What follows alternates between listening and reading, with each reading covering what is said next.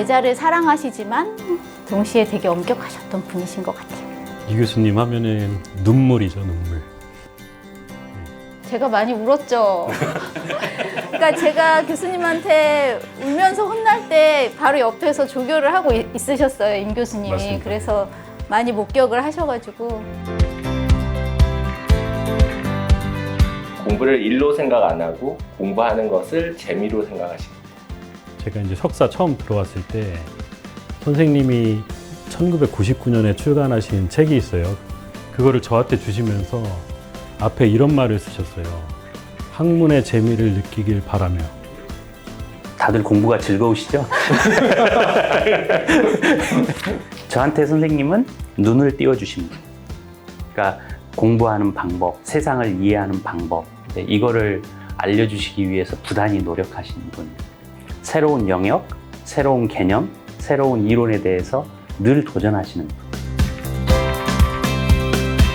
그때 이제 교수님께 배울 때 하여튼 저한테 후학들한테 이제 당부하실 때 그 책임 있게 연구를 해야 된다라는 말씀을 하시면서 지식으로 사기치면 안 된다라는 말씀하셨던 게 기억이 나는 것 같아요. 그래서 교수님 보면 늘 자기 글에 책임을 지시려고 하시고 책임 있게 이렇게 글 쓰시고 연구하셨던 모습이 생각나는 것 같아요.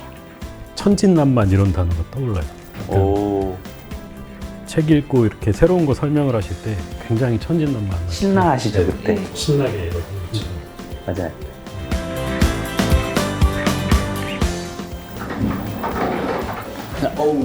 교수님 안녕하세요.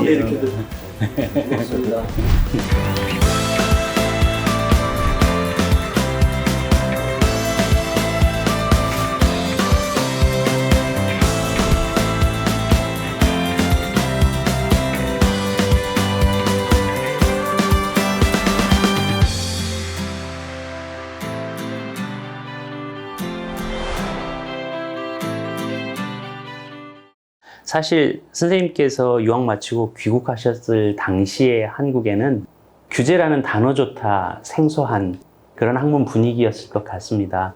선생님께서 규제 연구에 관심을 가지시고 규제 연구에 천착하시게 된 계기를 조금 말씀해 주시면 어떨까 싶습니다.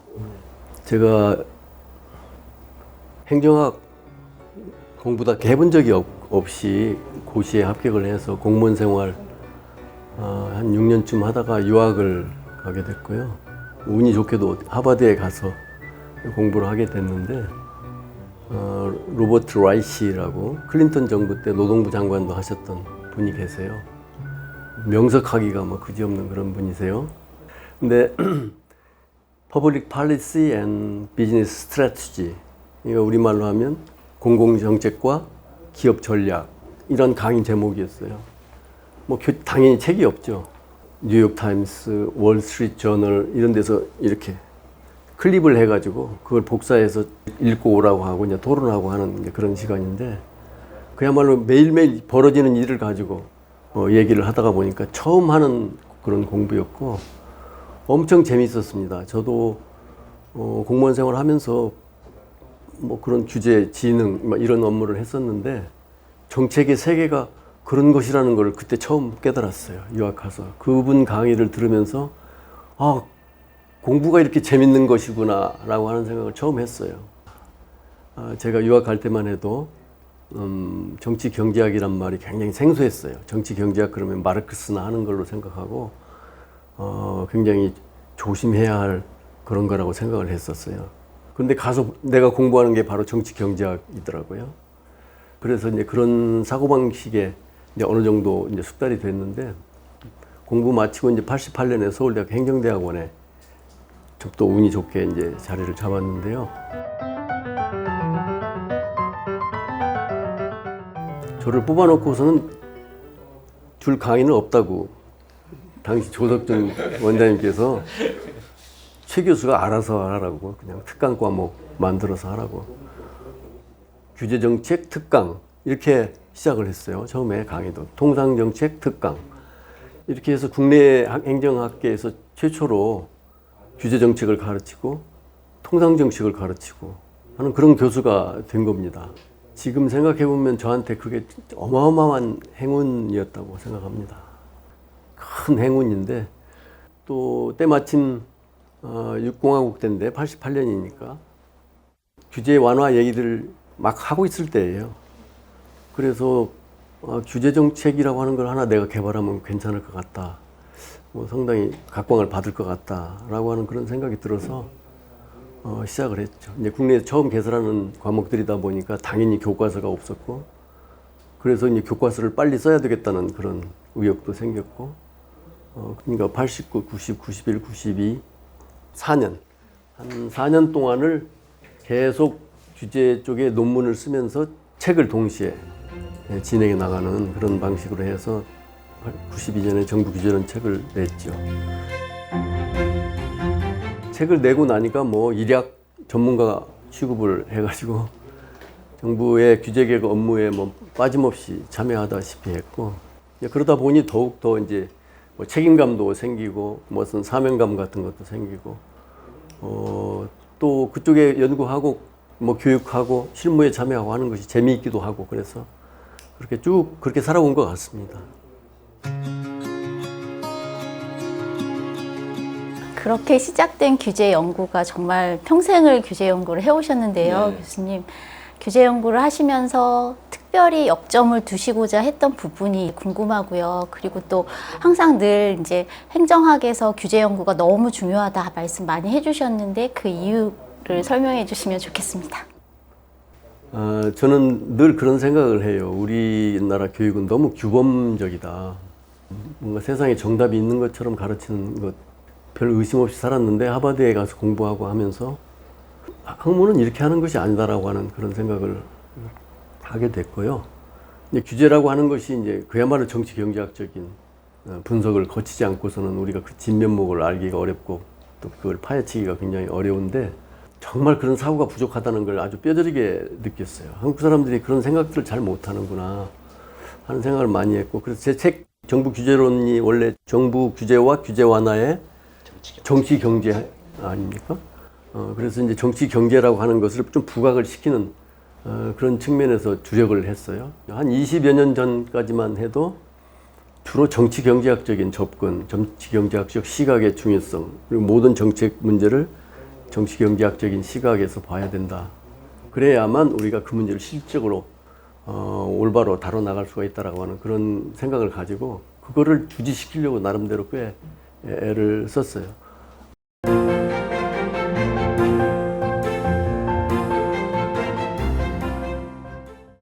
행정대학원 다니면서 행정학을 배우고 뭐 공부하고 할 때 규제란 말을 들어보지를 못했어요.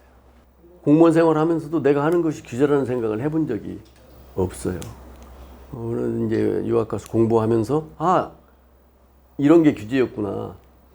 그렇게 생각해 보니까 행정에서 매우 중요한 영역을 차지해야 될 것 같고, 그거를 주 연구 대상, 분석 대상으로 삼아가지고 계속 연구를 심화하고 하는 게 행정학에 될 것 같은데, 우리 국내에서는 뭐 규제라고 하는 것이 뭐 하다못해 법대에서라도 규제를 가르쳤어야 되는데, 거기도 행정법을 가르치면서 규제는 용어나 있을 정도가 됐고, 행정학에서는 뭐 거의 전무한 형편이었고, 이제 이렇게 하다가 보니까 공부하고 있는 행정학이라는 게 도대체 뭐냐.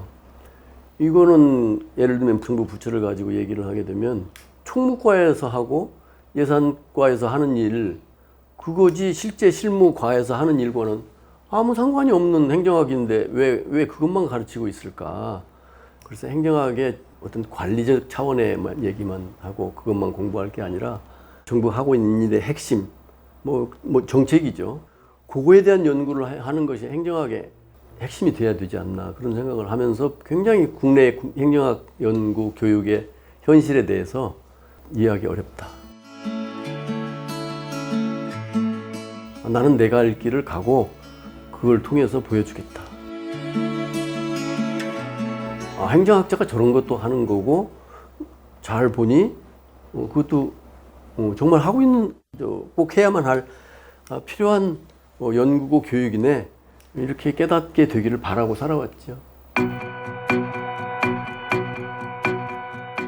규제 연구에서 선생님 늘 정치 경제학적 접근, 제도론적 접근 이렇게 강조하셨는데, 왜 그런 접근이 정말로 중요하고 어떤 의미가 있는 건지 좀 말씀해 주시면 좋을 것 같습니다. 정치 경제학이라는 이름이 참 근사한데 뭐 정치 행정 현상을 이제 경제학적으로 분석해 들어가는 것이 정치 경제학이잖아요. 근데 적어도 내가 공부하던 시절에는 정치 경제학적인 요소는 없었어요. 예를 들면 어떤 정책을 두고 이해가 갈린다라고 하는 건 있어서는 안 되는 일로 치부가 됐어요. 근데 미국 가니까 매 시간마다 하는 게 pros and cons예요. 이걸 지지하는 사람, 이걸 반대하는 사람, 왜 지지하고 왜 반대하는지, 그들이 어떻게 서로 투쟁을 하고 타협을 하고 절충을 하고 하는 이런 것들을 계속 보다가 보니까 저게 현실 세계에서 일어나고 있는 정책 현상들이잖아요. 근데 우리는 어떻게 도대체 규범적으로 어떤 정책이 옳은가라고 하는 얘기만 하고 그 정책에 대해서는 두말 없이 따라가야 되고 얘기를 하게 되면 이 사람은 사상적으로 문제가 있고 이렇게 하는 거냐.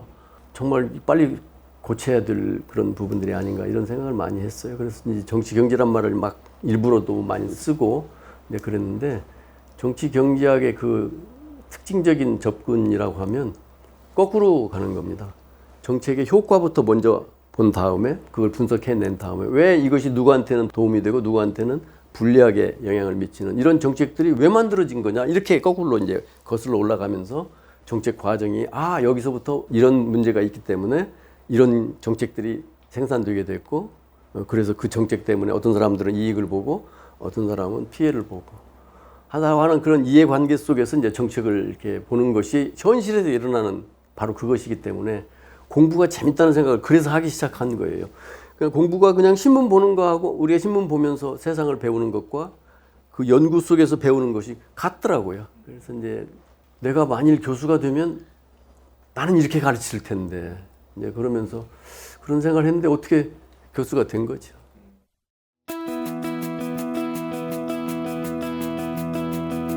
교수님께서는 1992년에 정부규제론을 저술하시고 30년 만인 2022년에 규제대 시장을 펴내셨습니다.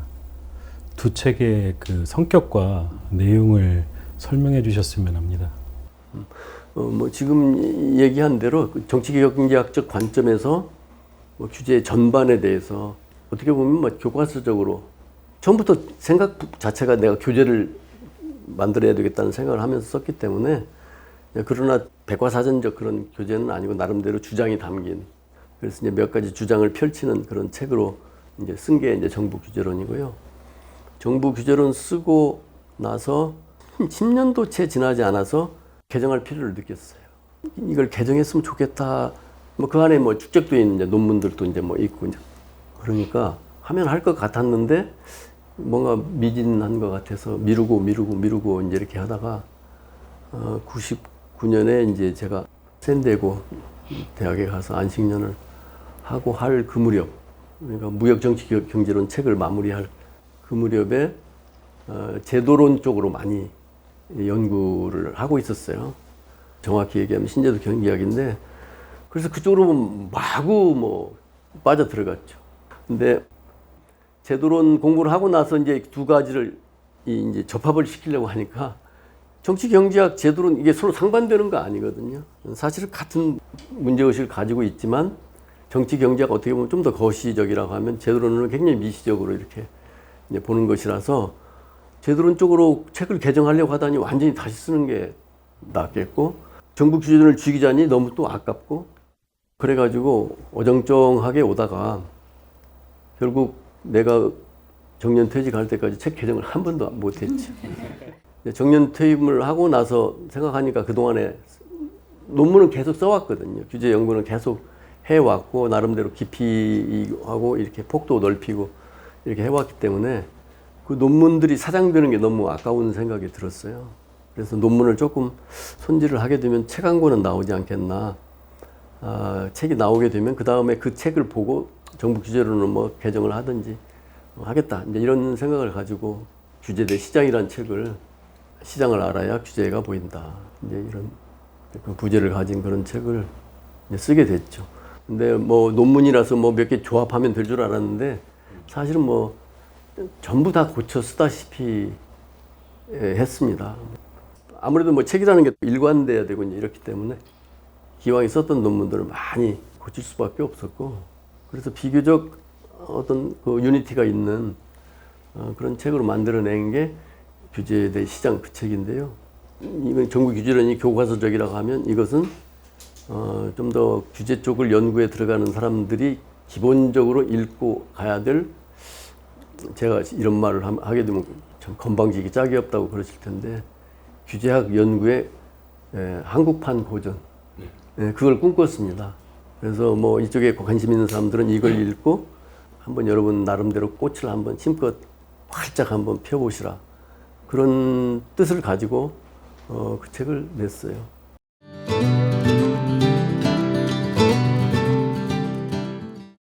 교수님께서는 늘 시장을 강조를 하셨는데 어떤 특별한 이유가 있으신지요?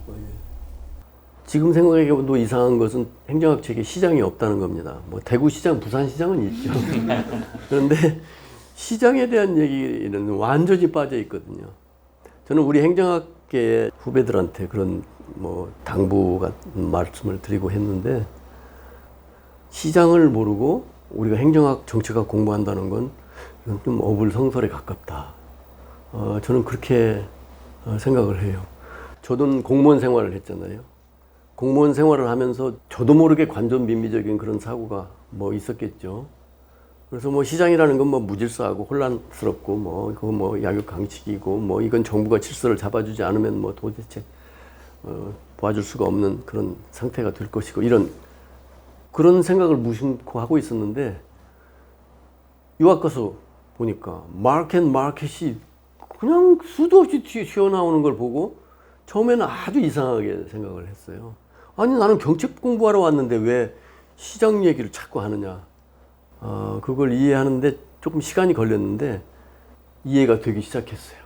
정치 경제학이라는 게 사실은 시장과 정부를 대비시키면서, 민간과 정부를 이렇게 대비시키면서 이렇게 얘기해 나가는 거잖아요. 그러다 보니까 시장이라는 것이 없이 정책연구, 행정연구라는 게 있기가 어렵겠구나, 그런 생각을 하고 시장에 대해서 공부를 이제 시작을 했죠. 근데 시장에 대한 공부가 만만치가 않아요. 경제학 책을 보면 다 있을 줄 알았는데 없더라고요. 마켓이 뭐라는 얘기가 어떻게 기능하는지 이런 얘기들이 거의 없어요.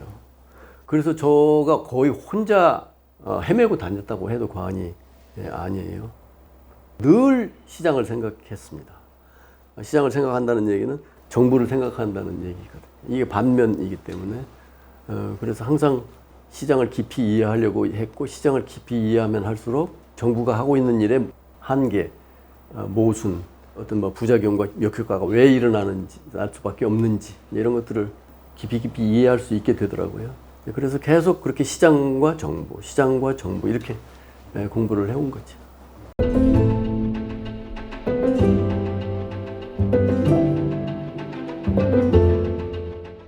선생님께서 공부해 오신 쭉 흐름을 잠깐 말씀을 주셨는데, 선생님의 이론적 흐름과 현실에 대한 관심이 잘 제자들에게 스며들어서 배출하시는 역량 내지는 제자 사랑을 보여주셨는데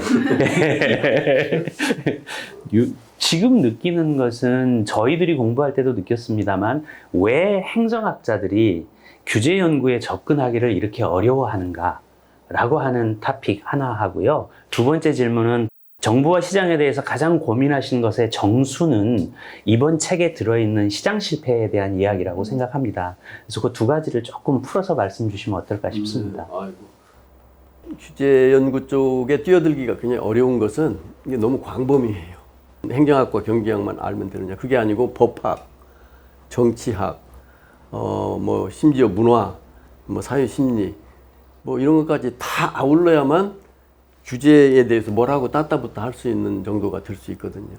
그러다 보니까 이게 조금 들어가 볼수록 더 넓어지는, 뭔가 자꾸 자기 시계 안으로 들어와야 되는데 계속 펼쳐지니까, 야, 이거 내가 이거 지금부터 이걸 해가지고 어느 세월에 내가 이 분야에서 뭐 그래도 뭐 제대로 된 논문이라도 한 편 써낼 수 있겠느냐, 이런 생각이 학자라고 하면 당연히 들지 않았을까, 그런 생각을 합니다. 그래서 규제 연구 쉽지는 않아요. 그러나 정말 이 세상에 대해서 좀 깊이 알고 싶다. 우리 정부가 정말 국민들을 위해서 좋은 일을 할 수 있도록 그렇게 돕고 싶다라고 하는 그런 마음이 있으면 저는 그런 정도 투자와 노력은 있어야 된다라고 생각을 하고, 뭐 그런 생각을 하시는 학자들은 좀 과감히 좀 한번 해보시라. 틀림없이 지금까지 해왔던 그런 것보다도 아마 더 많은 학문의 즐거움이 그리고 또 보람이 있을 것이다. 그런 말을 저는 꼭 해주고 싶어요. 그래서 뭐 내가 특히 그래도 나같이 까다로운 사람한테 논문 지도 받겠다고 와가지고 이렇게 오늘날 규제 연구, 규제 개혁 뭐 이런 부문에서 아주 혁혁한 일익을 담당해 나가는 이런 제자들을 두어서 매우 자랑스럽게 생각하고, 자랑스러울 뿐만 아니라 매우 고맙게 생각을 하고 있습니다. 아까 시장 실패에 대한 질문 주셨죠. 제가 정부 규제론 쓸 때는 시장 실패론을 믿었어요. 근데 이번 책에서는 시장 실패라는 게 정말 실제로 존재하느냐, 그래서 시장 실패는 실제하는가 라고 해서 시장 실패론을 엄청나게 비판을 했어요. 그러니까 정부 규제론이 92년이고 책 쓰기 몇 년 전부터 이제 그런 생각을 이제 하기 시작했었으니까 건 20년 가까운 세월 동안 머릿속에 그게 있었어요. 근데 뭐 외국 책들을 많이 읽어가면서 참고해가면서 이제 내 나름대로는 책을 정치 경제학적으로 이렇게 엮어 나가는데 시장에 대한 이해가 뭔가 자신이 없었어요. 시장 실패 때문에 규제를 하는 것이다라고 하는 것이 대전제로 바닥에 이렇게 깔려 있었거든요.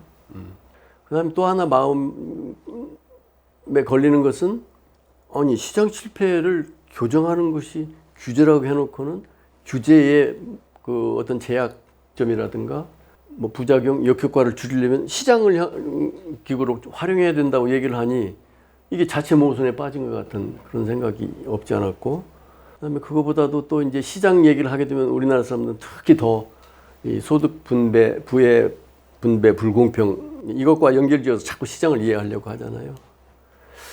내가 시장 이해에 대해 매우 부족하구나 하는 그런 생각을 하게 됐어요. 더 공부를 해야 되겠다 이렇게 생각하고 어떻게 공부해야 될지는 막연했었습니다. 그때 마침 서울대 그 법경제학 하시는 박세일 선생님의 은혜를 잊을 수가 없어요. 그 박세일 교수님이 제 정부 규제론 책을 보고 저를 초대를 하셨어요. 그게 하이에크 독서 모임이었어요.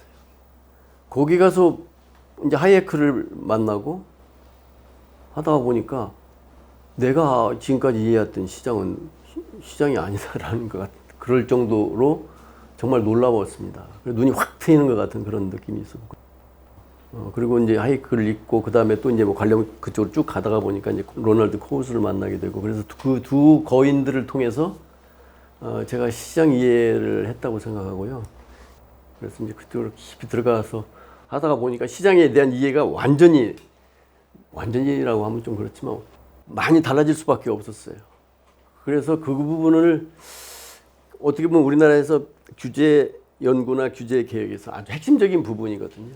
시장 실패라고 해서 그냥 두리뭉실 때려 잡아가지고 그냥 정부가 개입해야 된다라고 그렇게 단순 논리를 펼 게 아니라 깊이 들여다보고 이 문제를 어떻게 해결하는 것이 전공법이냐라고 하는 걸 우리가 생각한다면은 시장 실패와 더불어서 정부 실패도 생각해야 되고 두 가지를 서로 견주어서 어떻게 이 시장과 정부 기능을 조합을 할 때 우리 사회에서 그 가장 바람직하다고 얘기할 수 있는 그런 해결책을 찾아 나갈 수 있겠느냐라고 하는 그런 문제 의식을 이제 주려고 이제 그런 아주 도전적인 그런 글을 썼었죠.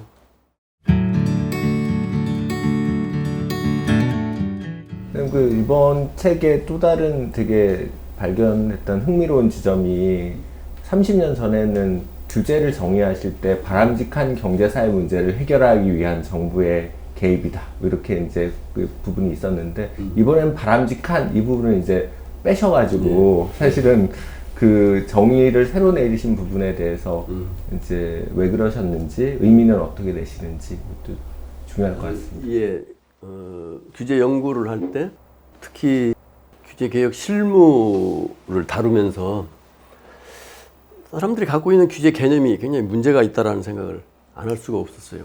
필요해서 규제하는 거 아니냐 이렇게 하는 것이 사회 문제들을 해결해 나가는 데 있어서 유효하고 또 그래야만 뭐 질서를 다시 세울 수 있고 그래서 그러는 거 아니냐 하는 식의 얘기. 거기에 너무 꽂혀 있어요. 내가 볼 때는. 그래서 규제 정의 뭐 그건 내가 만든 정의였었는데 이건 좀 규제에 대해서 좀 이중적인 그 개념 경부 규제론에서 했던 그러니까 바람직한 뭐 사회 질서의 구현을 위해서 하는 것이 규제다. 어쩔 수 없이 민간의 개인의 자유를 제약하고 권리를 제한하는 것이 규제다. 이렇게 해놨는데 이거는 자기 어떤 견해나 주장이 담기지 않은 그런 개념정의다. 좋게 얘기하면 중립적이고 나쁘게 얘기하면 무책임한 개념정의라고 저는 그렇게 생각을 했습니다. 제가 뭐 계속 실무를 다루고 규제 연구를 해오는 동안에 규제에 대한 사고가 점점 부정적으로 바뀌어 왔거든요.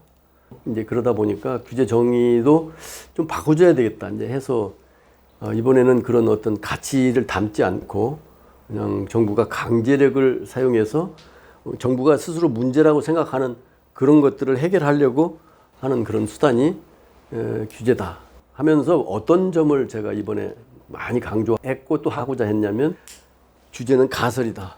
규제야말로 정말 가설이거든요. 이렇게 규제를 하게 되면 이런 사회 문제들이 풀려질 수 있다. 그건 가설이죠. 그것이 실제로 그럴지 안 그럴지는 해봐야 안다는 거죠.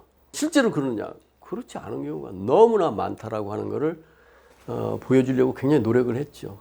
그래서 뭐 개념 그 자체가 바뀐 것이라기보다는 규제에 대한 일반인들이 갖고 있는 그런 개념, 지금 갖고 있는 통념, 이걸 좀 바꿔줘야 될 필요가 있다. 너무 자꾸 그걸 긍정적으로 보고 미비점, 보완점을 찾아서 그거나 조금 손보면 되는 것 같이 생각하는 거, 그거 자체가 매우 잘못된 것이다. 근본적으로 문제의식을 가져야 된다. 개념도 가설이고 정책도 가설이고 정책의 핵심적인 정책인 규제는 물론 가설이다. 그러니까 함부로 우리가 그거에 의존해서는 곤란하다. 항상 의심의 눈을 가지고 규제밖에 해결 방법이 없나? 비규제적인 다른 대안들, 더 좋은 대안이 있을 수 있지 않는가? 이런 생각을 해야 된다라고 하는 것을 제가 굉장히 강조를 하고 싶어 했어요.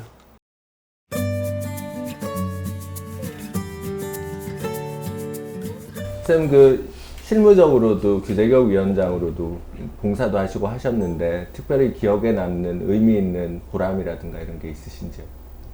제가 그 규제개혁위원장 자리를 맡자마자 글로벌 금융 위기가 왔어요. 2007년, 8년, 9년 이때.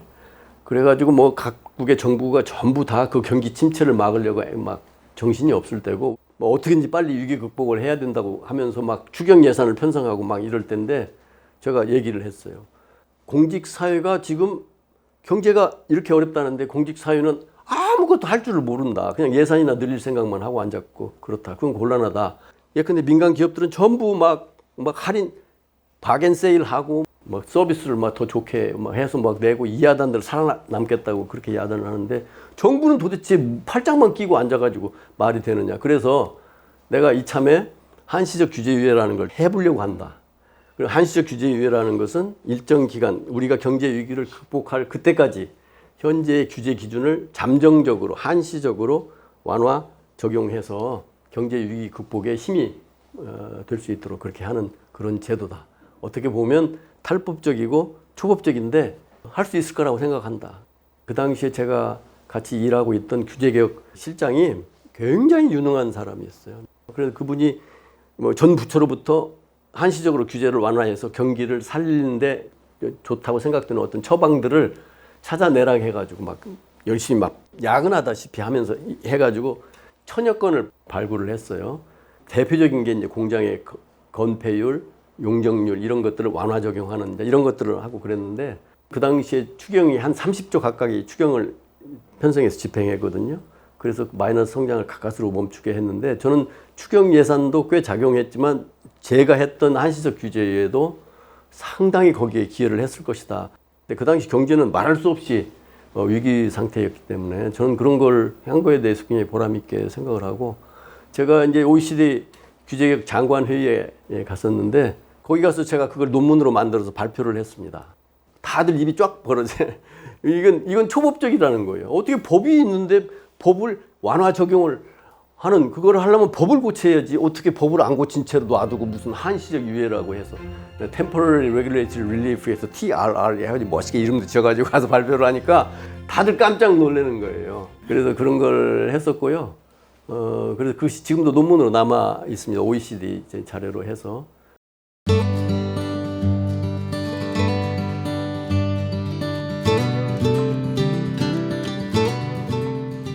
이제 저도 많이 느끼고 있고 우리 이 세 분 교수님들께서도 규제에 관련된 부분을 연구하시고 또 현장에 많은 자문들을 행하고 계시기 때문에 머릿속으로 고민이 참 많습니다. 느끼는 현장에서는 당장 규제 갈등이라는 이슈가 이제 거의 표면 위까지 부상해 올라온 상태이고 또 새로운 규제 현상을 설명하기 위한 이론적 어프로치도 필요하다는 이런 얘기들도 일각에서 나오고 있고 각 학문 분야 모두가 다 이제 규제에 관심을 갖고 본인들의 퍼스펙티브에서 규제를 설명하려는 시도들을 지금 해오기 시작합니다. 규제를 처음으로 그 연구의 창문을 열어주신 선생님 입장에서 지금 우리 규제 연구가 처해 있는 문제점 또 앞으로 후학들이 이런 부분을 좀 연구해 줬으면 좋겠다라고 당부하시고 싶은 말씀 있으시면 한 말씀 주시면 좋겠습니다. 규제 연구자가 절대적으로 부족하죠. 그래서 제가 이제 뭐 규제 연구회를 만들고 규제 학회를 창립을 하고 할 그 무렵에는 다 학문에 뭐 경제학은 말할 것도 없고 법학 뭐 하신 분들 뭐 소비자학 하시는 분들 뭐 등등 해서 다양한 분야에서 많은 이렇게 전문가들이 모여가지고 어떤 집단 지성의 목소리를 이렇게 내고 그래서 규제 개혁에 힘을 실어주고 이런 것이 절대적으로 필요하다는 그런 생각 때문에 저변을 확대하려고 하는 그런 노력을 꽤 해봤는데 우리나라는 이 학문의 벽이 굉장히 높은 것 같아요. 그거가 지난한 문제라고 하는 거를 수도 없이 많이 깨달았죠. 그러다 보니까 규제 연구자가 적어요.